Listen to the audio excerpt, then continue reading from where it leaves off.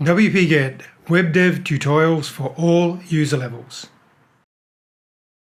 Okay, so today's a bit of a breakaway from my previous videos where I focused a lot on code and some more complex sort of issues.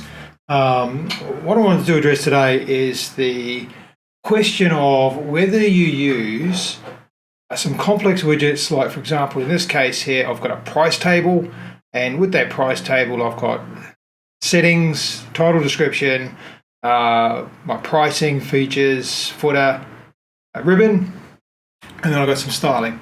Now I'm locked into how this complex widget is designed, so I can't move these things around. I can't stick extra bits in there without custom CSS and JavaScript and whatnot to make that work. So when I look at this, I see some simple widgets. I see a container up the top here with a couple of headings, another heading which is a label, another heading which is my price, and then my monthly, a icon list and a button and some text.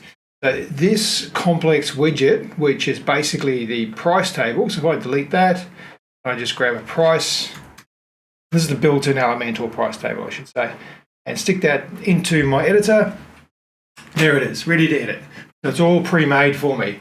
Now the problem I've got with that is you're kind of constricted to what the design of this element is and how it's built. You can't really do much with it.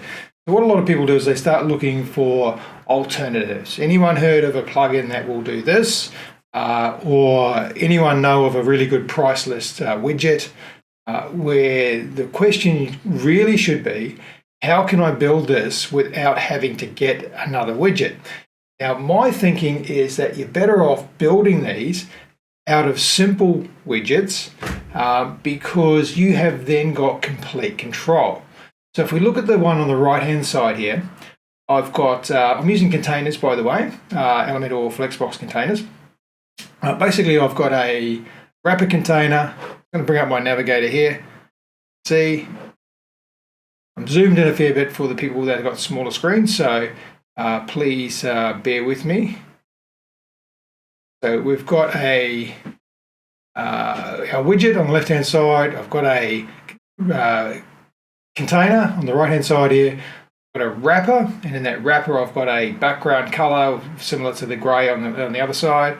I've got another container for my heading, and inside that I've got my popular label, my title, and my next the description title underneath it. And that's my heading container. And then underneath that I've got a price container with a heading for the price and a heading for the word that says monthly. I've got a list container, which is an icon list, and then I've got a call to action container, which has got a button and a text editor. Now, because I've constructed this manually, I can go through this and I can move these around. Let's say I want that button to go above the list item. I just drag it and there it is. I've changed my look. Let's say I want the price to go to the bottom, drag it to the bottom. Now I've got the price at the bottom. So it's completely up to you how you build this. So you build it out with your own styles, your own layouts, by using simple widgets. And then you just duplicate this out, or you save it as a template, and then just insert your template and then change your items, rather than looking for pre-built widgets which restrict you. Even if you get another widget which is kind of like what you like, you still might find that there's something that you can't quite do. And this is, for me, for looking for any other third-party solution, build with what you have, and then you have complete control over how that works. Now, I'm going to now go through and I'm going to wipe everything that I've got here. I'm going to start again, show you how I would build this up. And I should say that, look, if you just want a simple price widget, you don't really care that much about the layout, and you just want to stick something on the page quickly, by all means use these complex widgets, but then you're restricted to it. So if you want something you've got a lot of control over, then don't use those widgets, build it yourself. And that goes for everything, not just price widgets. So I'm going to start by clearing out all of my content. Okay, I'm going to add a single section as a row. I'm going to grab another section and stick it inside there. So I need to start using the correct terminology, sorry. So it's difficult for my mind going from Elementor's sections and columns to containers in just remembering to use the correct word. So I'm going to use containers here. Now, what I've done, I've gone out of container, I'm just going to call it main. Now I'm going to put this container here on the left-hand side. I'm going to duplicate that. So I've got a column. So I've got two columns there. On this left-hand side, I'm just going to call that widget or complex.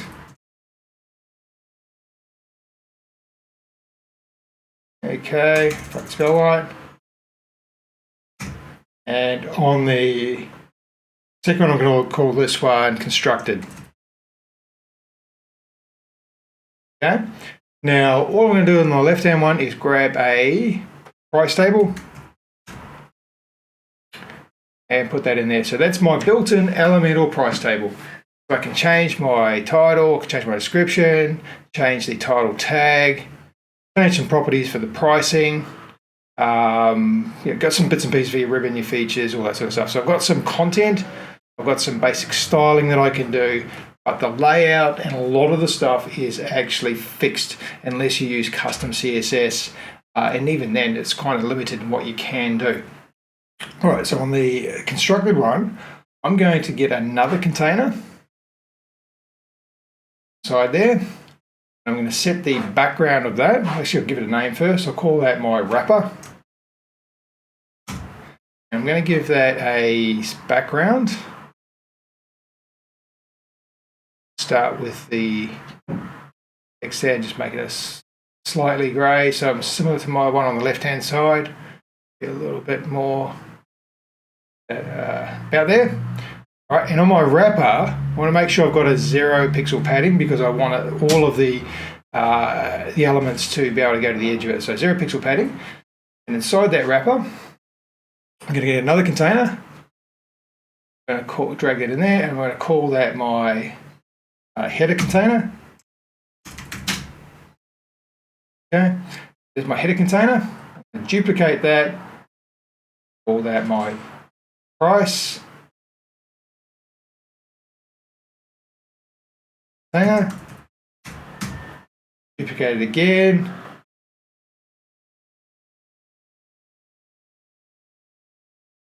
Call this my list container. And I'm going to call my next one the call to action or CTA container.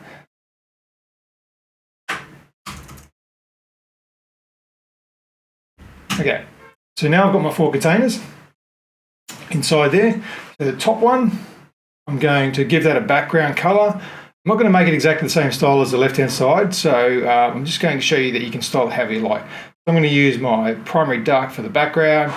I'm going to then get a heading, put it in there, center it, leave it as an H2, but I'm going to style that by changing the color to a white and change my font. You want to do this on tablet and mobile as well. I'm just going to show you on the desktop alone and make 600, a bit less content for that header, so I'll just put title. Title here. Okay, and then we're going to duplicate that and make that a H3.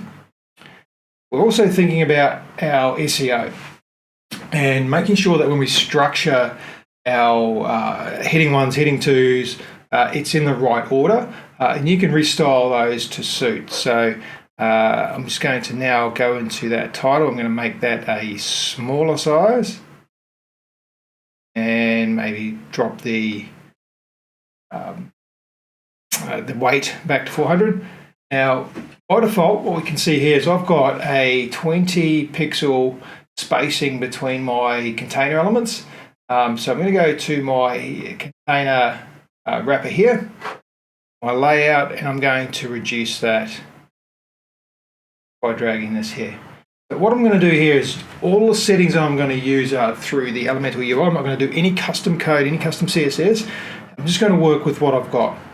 So I wanted to take my header container and I want to put some padding on that. So let's say it's a 20 pixel padding. We've got about 20 pixels, similar to the other one, let's say about 30, maybe 25. So it's kind of similar to the padding we've got on the left-hand side. All right, so there's the start of it. Now we need a label. So how about we just, I'll just duplicate this again. First one, I'm going to make that an H4. Change that to popular.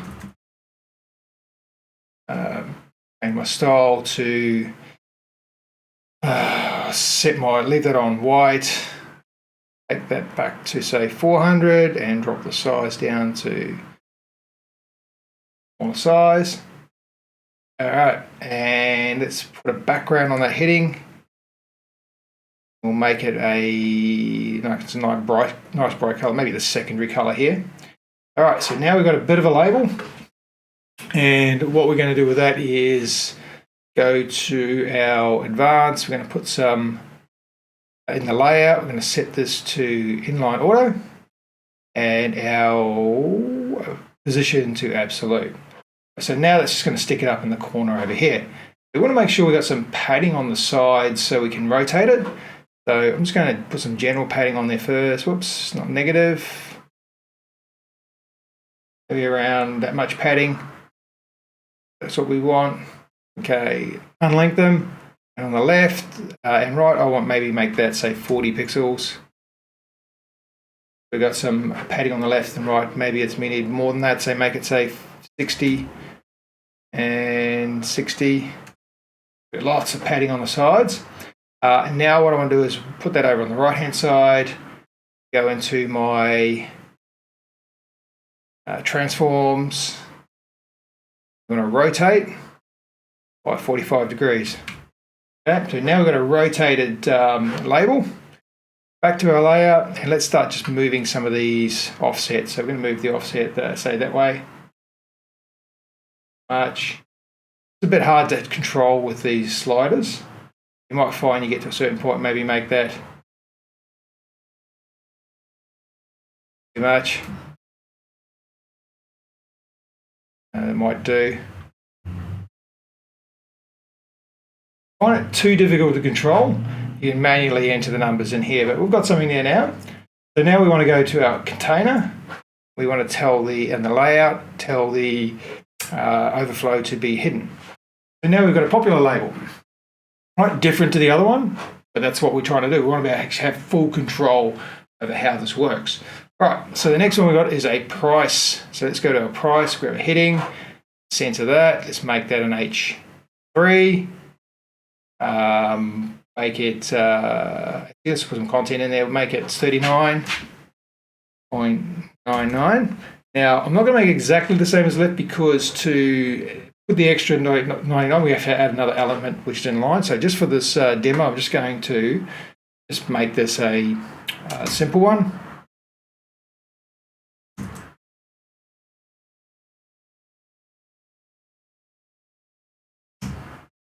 What is there is a HTML attribute for, I can't remember the name of it, for putting it above or below the line. I can't remember what it is, but we'll find that later. Let's go to our style and we'll make the text color is a text color there. Maybe darken that a little bit. Set our font. Secondary, make it 900.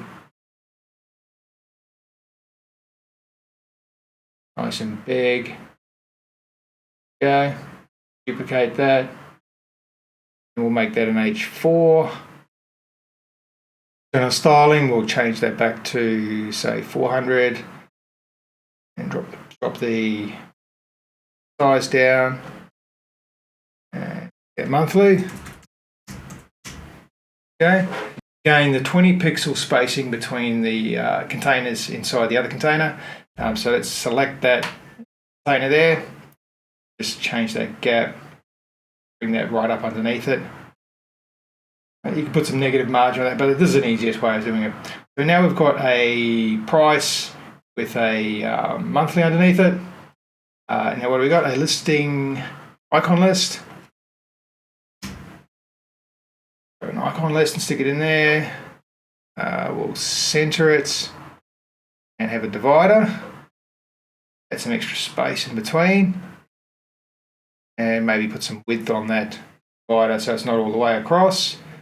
The weight, so make that 2, for example. There we go, maybe a bit more spacing. All right, there's our listing icons. All right, now we need a call to action section, so I'm going to put a button in there. And we're going to center the button. Then I'm going to put another widget straight under the button, which is a text area. Is my text, and center that. We can center that through the text editor here, or through the style. We can center the whole lot through there, and that's our widgets. Now, if we want to, we can see all these widgets here have got a 20 pixel spacing between them. So we can go back to our wrapper and change the spacing here. If I want more spacing between them or less spacing, I can just drag and drop those. So that can change whatever you want it. So if I made that say 10, less spacing there. So there's a pricing widget that I've made up, which is not the same as, but similar to the complex widget, but I've made this up using individual components. Now, I would now probably delete this one on the left and just duplicate the one on the right. Now, you also got to set up your tablet and your mobile styles as well, but I'm not going to go into that here. Now, here's the benefit of doing it this way. Let's say, for example, you decide you want this list to be above the price. Drag and drop it above the price. Done. Let's say, actually, I'll drag that out of the container. Sorry. Let's go to the actual container. Drag that. So now our pricing container is underneath our list item container. Let's say we want to add a container in here. So we're just going to add so I'm going to right click and duplicate that. Get rid of these two here. And I'm going to put another one there. I'm going to say this month only. Yeah. Okay, and I'm going to put a background on that. And we'll make it black. And let's make the heading text on that our primary color. Okay, so because I've built this manually, I can do this wherever I want. Maybe I want that to be at the top. Let's stick that at the top. Okay, that didn't work as well as I expected, but that's one of the things we're going to find with these editors. Okay, let's put it inside. What you find is that if the editor's drag and drop is causing some problem for you, you can do is actually go straight to these. Actually, let's call that this month. We'll call it this. Oops.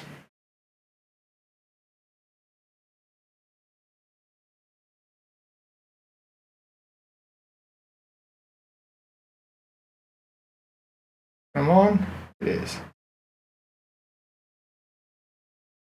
Call this the disclaimer container, and we could just drag that from there above the price container. Okay, so now it's above the price. Want it above the list container, drag it above the list container. All right, we want it in the footer, and drag it all the way down to the bottom. Minimize those. See, with the disclaimer at the bottom, we just drag it down to the bottom.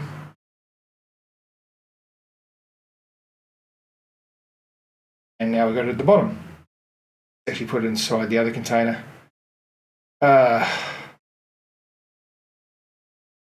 These editors are great, but the drag and drop can be very tricky. So sometimes you got to just move things around like that. So now we've got it at the bottom. So my point being is that whatever you want to do, you can do when you build these manually. When you build them using the complex widgets, you're restricted to how that widget is built. So let's say we've decided this is our look. Delete that one. And we're just going to duplicate out this column. Use the navigator to make sure we're on the right one. So we're going to duplicate out this column here. We're going to duplicate that. Duplicate it again. And let's say on this one here, we want to change the heading on that, change the background.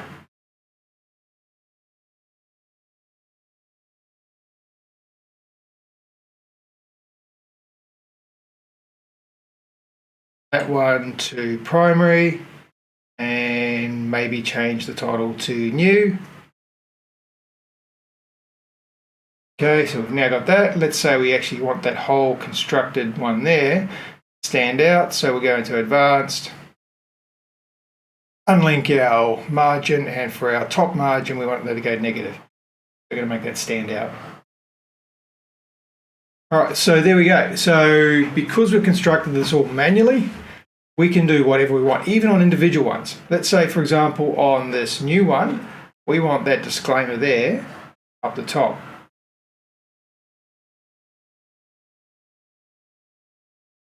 We put it up the top there. Let's say we want less spacing between the widgets on that one. So we just basically select that one, set the space between to 0.